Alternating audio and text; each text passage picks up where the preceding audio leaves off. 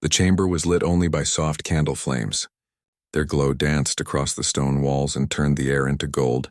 Shadows flickered, moving gently with every small breath the two of them took. Outside, the world was silent. No whispers of the clan, no sound of the wind, only the quiet that pressed between them like a secret. Jamie stood there, tall, broad-shouldered, his heart racing as though he were standing before a battlefield. Yet this was no field of war. It was far more frightening, because it was real, because it mattered. His eyes followed Claire as she loosened the layers of her dress. Each sound of fabric sliding against fabric felt louder than thunder to him. She moved with grace she did not even realize she carried. Every gesture of her hand, every soft glance from her eyes seemed to strike his heart with the weight of truth. He did not see her as men might see beauty. No, he saw her as something beyond himself, something to be honored, something to be cherished. Jamie's mind spun with 1,000 thoughts. He was a man of vows, and tonight the vow became flesh. He remembered the laughter of the wedding feast, the voices that cheered them, the rituals that bound them, but here, alone with her, none of those things mattered.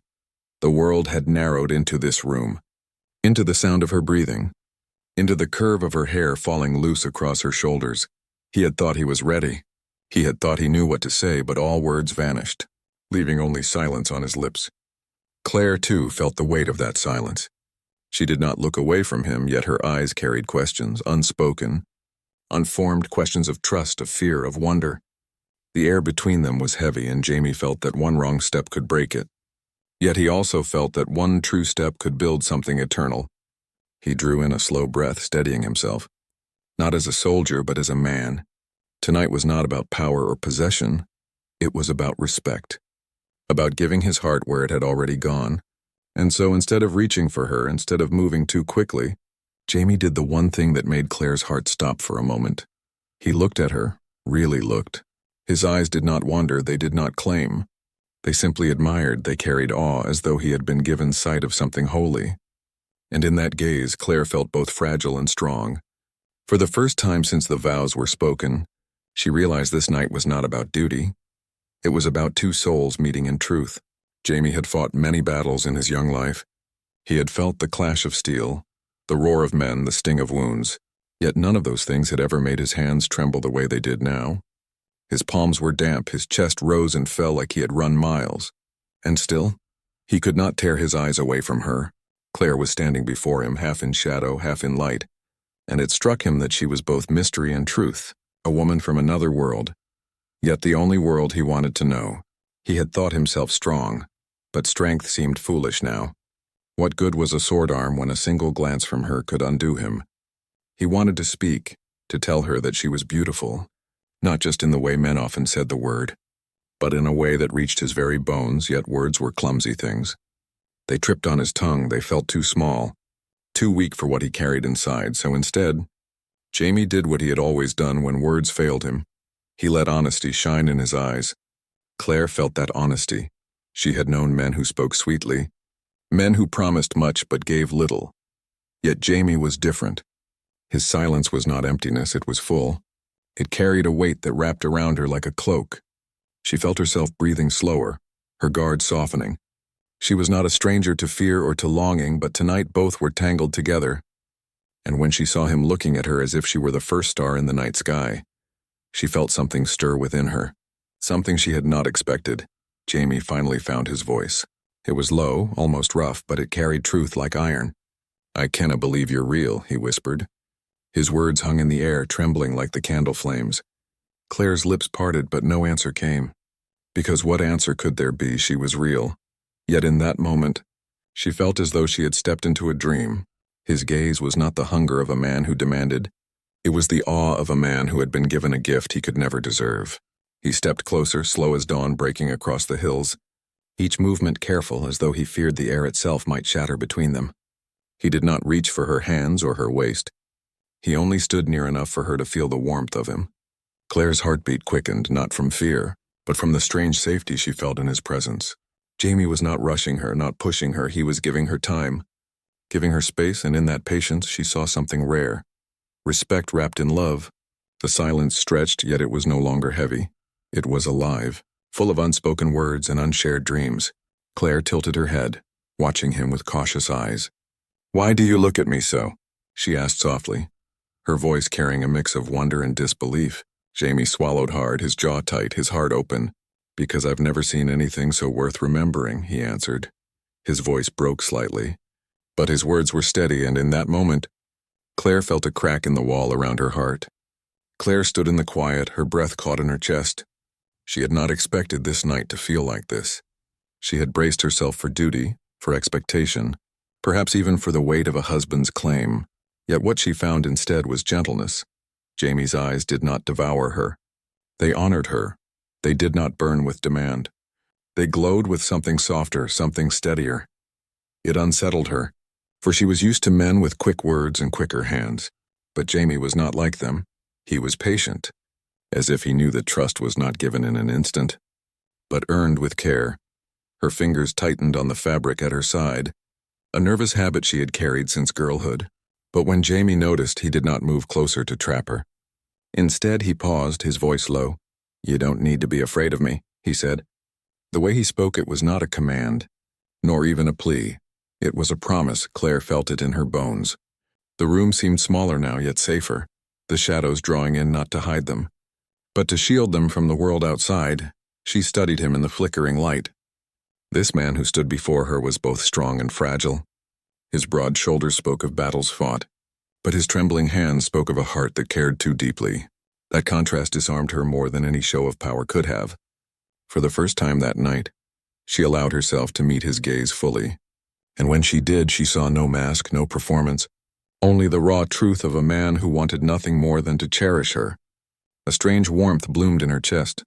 She had promised herself she would not yield so easily, that she would hold on to her distance, her caution. Yet Jamie's silence pulled her closer than any words could. She found herself whispering before she even knew she would speak.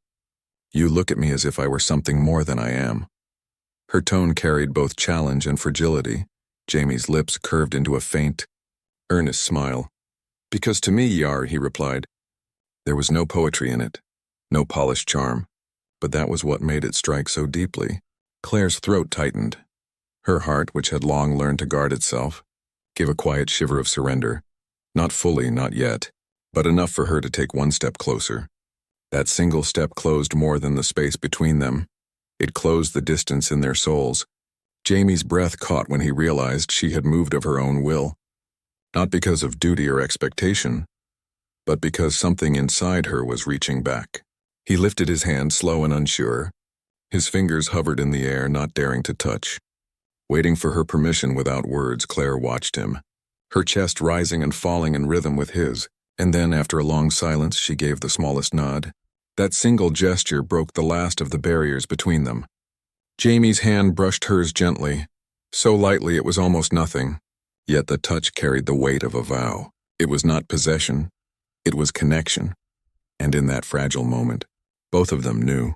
They were no longer just husband and wife by name, but something deeper, something real. The first brush of Jamie's hand against Claire's skin was not fire.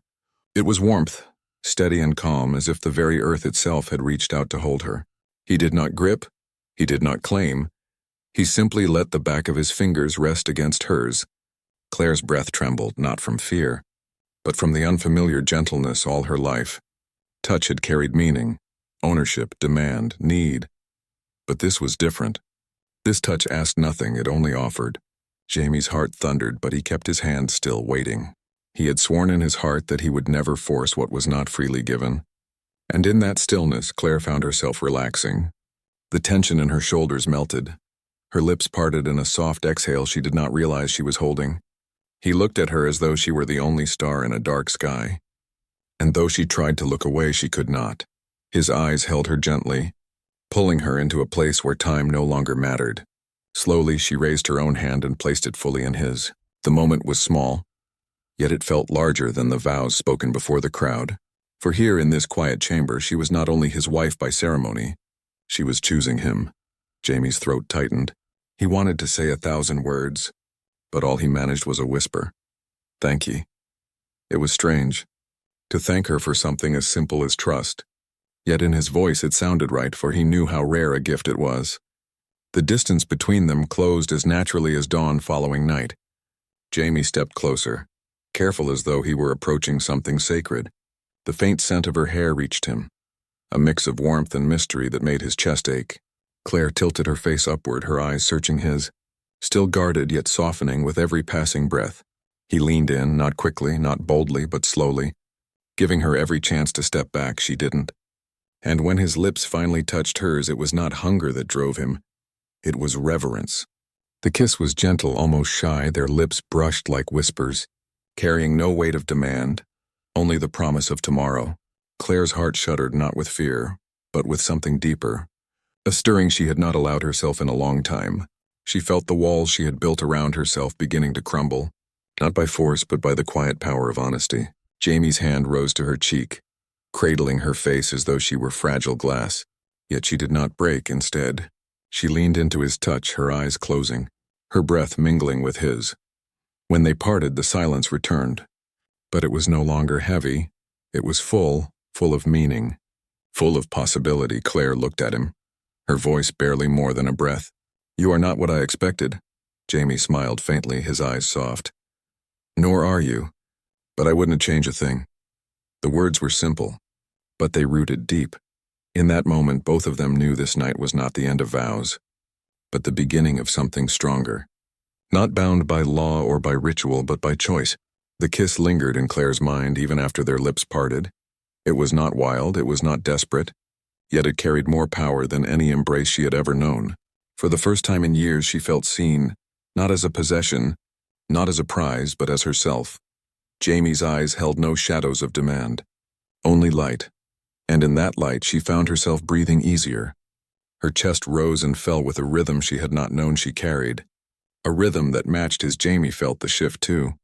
A moment ago he had feared to even move, yet now her nearness steadied him. The warrior who had fought with sword and shield suddenly realized that gentleness could be the strongest weapon of all. He brushed a strand of hair from her face, his fingers trembling at the softness. "You are beyond anything I imagined," he whispered. The words were unpolished, almost clumsy, but they made Claire's heart tremble because they were true. Claire's hand lifted slowly. Almost against her own will, she touched his chest, feeling the steady thrum of his heartbeat beneath her palm. It was strong yet vulnerable. Just like him, she expected to pull back, but instead her hand lingered, her fingers curling slightly into the fabric of his shirt. Jamie drew in a sharp breath, not because of desire, but because of the weight of her trust. To him, that touch was greater than any vow. It was her way of saying, without words, "I am here." The air between them thickened, not with fear, but with longing. Jamie leaned closer, his lips brushing her temple, then her cheek. Each touch was a question, and Claire's silence was an answer, not of rejection, but of permission. Her body tensed at first, then softened. She found herself leaning into him, her hands sliding up his shoulders, steadying herself in the storm of new feelings. She had built walls around her heart, but now those walls were falling brick by brick. When Jamie finally drew her fully into his arms, it was not the hold of a conqueror, but of a protector. His embrace was both firm and tender, as though he had been waiting his whole life for this one moment. Claire rested against him, her ear near his chest, listening to the steady beat that matched her own. For the first time that night, she closed her eyes willingly, allowing herself to sink into the safety he offered. The kiss that followed was no longer shy. It carried depth, heat, and truth, yet still wrapped in gentleness. Their lips pressed with more certainty, their hands finding each other with growing confidence. What began as reverence grew into passion, but it was a passion born of trust, not demand. The room seemed to vanish, the flickering candles forgotten. For them, there was only the rhythm of breath, the warmth of skin, and the unspoken promise that this union was more than flesh. It was soul. And as the night deepened, Claire realized something she had not dared to believe. This marriage, which had begun as duty, was no longer a chain, it was a choice. And for the first time since she had walked into that chamber, she felt not trapped, but free. The room grew warmer, though the flames of the candles had not changed. It was not the fire on the wicks that filled the air, but the fire between them. Jamie's arms, once cautious, now held Claire with a quiet certainty. Still gentle but unshakable, Claire felt the strength of him, not in the way of force, but in the way of safety. His chest rose against hers, each breath drawing her further into a place she had thought she would never belong.